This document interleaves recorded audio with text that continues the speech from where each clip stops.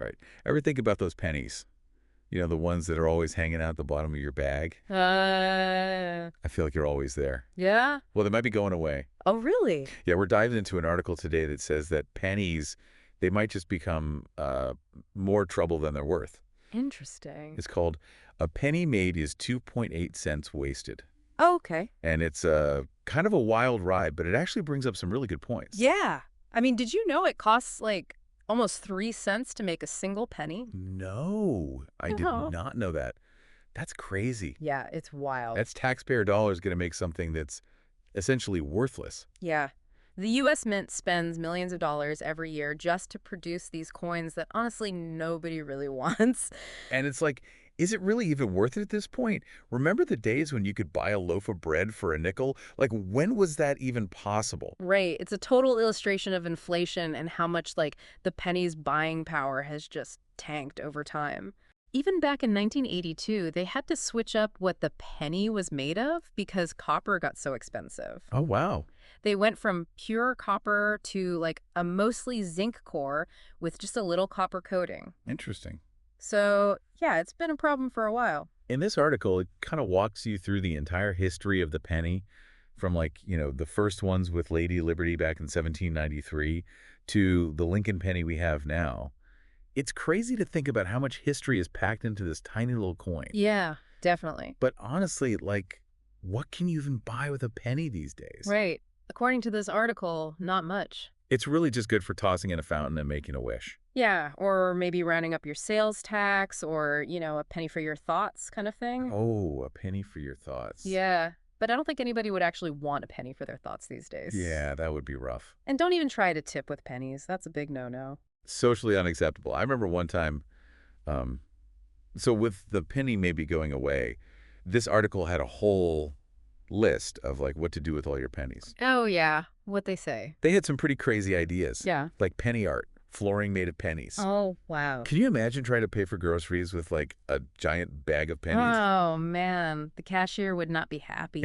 So donating to charity seems like the best option. Unless, of course, your pennies become, collector's items. Oh, yeah, like that 1943 copper penny. That's worth a fortune. A fortune. But, even if our pennies don't become like $1 million find, remember VHS tapes? Yeah. They were worthless for years, and now some of them are valuable. Things can definitely become more valuable over time. So maybe we should hold on to those pennies after all. Maybe, yeah. It's interesting to think about. So we've talked about why getting rid of the penny might make sense, but is there, anyone who thinks we should keep it?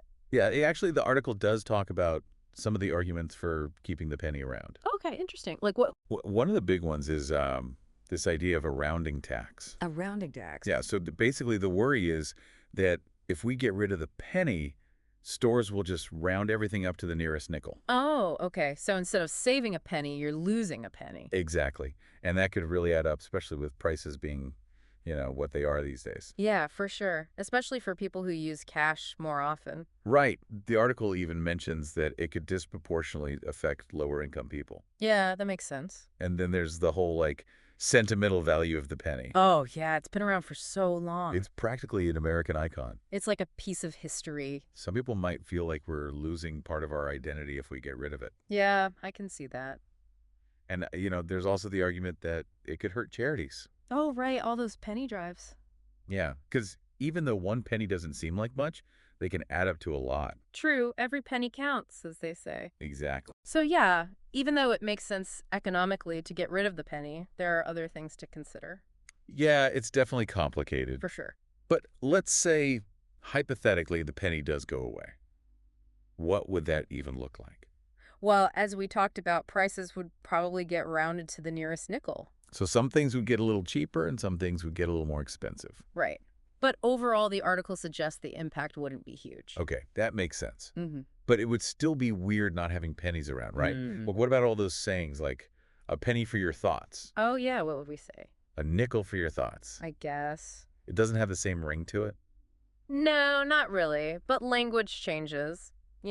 We still say things like hang up the phone and nobody uses rotary phones anymore. That's true. So maybe the sayings would just stick around even if pennies didn't. Interesting. But beyond just the language, I wonder if there would be a psychological impact. Does getting rid of even small coins change our relationship with money? That's a really interesting question. There's actually a whole field called behavioral economics that looks at how our psychology affects our financial decisions. Wow, I've never heard of that. Yeah, and research has shown that people tend to spend more freely when they're using credit cards or digital payments than when they're using Oh, cash. yeah, definitely. I don't even think twice when I tap my phone to pay. Right, because it doesn't feel as real as handing over physical money. Exactly. So, some people argue that getting rid of physical money, even just the penny, could make people spend more and be less aware of their finances. Wow, that's kind of scary.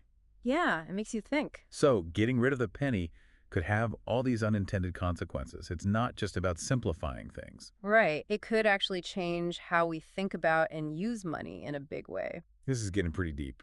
It is. And there's one more big question we need to consider. What about the future of money itself? If we get rid of the penny, is that the first step toward getting rid of all physical currency? Yeah, are we all going to be using digital money someday? Well, we'll have to wait and see, but that's something we'll explore in the final part of our deep dive. So, we've covered a lot of ground talking about the penny. But now it's time to think even bigger. Is the penny's possible disappearance like a sign of things to come for all physical money? That's definitely a hot topic as our financial systems change so much. I mean, think about it. We've got contactless payments everywhere, crypto's getting bigger, and then there's even the whole hygiene thing with handling cash. Everything's pushing us toward a world where money is all digital. Yeah, I hardly ever use cash anymore. It's all digital wallets and online shopping for me. It's just way easier. It's super convenient, but going totally cashless could have some downsides too. Like what? What should we be watching out for as we move more and more toward digital money? Well, one of the biggest worries is financial inclusion. Not everyone has smartphones, good internet, or even bank accounts. A world without cash could leave a lot of vulnerable people behind and make existing economic inequalities even worse. Yeah, that makes sense. But we can't just assume everyone can jump on the tech bandwagon and access financial services the same way. Absolutely. And then there are the privacy and security issues. Think about it. In a completely digital system, every single transaction is tracked and saved. That data can be useful, but it also brings up concerns about surveillance and who's controlling all that information. Yeah, it's like they say, if you're not paying for the product, you are the product. Who's really in charge of all that data in a cashless world? Who benefits from it? Those are huge questions we need to answer as a society. And we can't forget about the possibility of technical problems and system crashes. What happens if the power goes out or there's a cyber attack and suddenly digital payments don't work? Oh, that's a bit scary. Imagine your phone dies at the checkout and you have no cash to pay for groceries. Exactly. Putting all our eggs into the digital basket definitely makes us vulnerable in new ways. So what does all this mean? Is physical money going to vanish completely?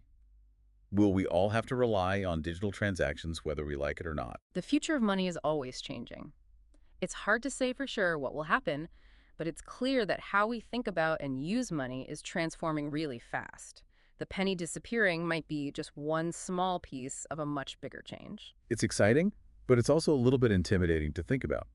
So after all this discussion, what's the big takeaway for our listeners? What should they keep in mind as they navigate this new world of money? I think the key is to be aware. Pay attention to the changes happening around us, the good and the bad of a digital financial system. And remember, it's crucial that everyone has access to safe and secure financial services, whether or not they have the latest tech. It's a call to action to be informed, get involved, and help shape the future of money. And hey, maybe someday that jar of pennies you've got stashed away will be a cool reminder of the time when we used to use little metal discs to buy stuff. A little window into the past. Well, that about wraps up our deep dive into the penny and what might be next for money itself. We hope this got you thinking and maybe even sparked your curiosity about the changing world of finance. Keep those conversations going. Do some exploring on your own. And as always, thanks for joining us on the deep dive.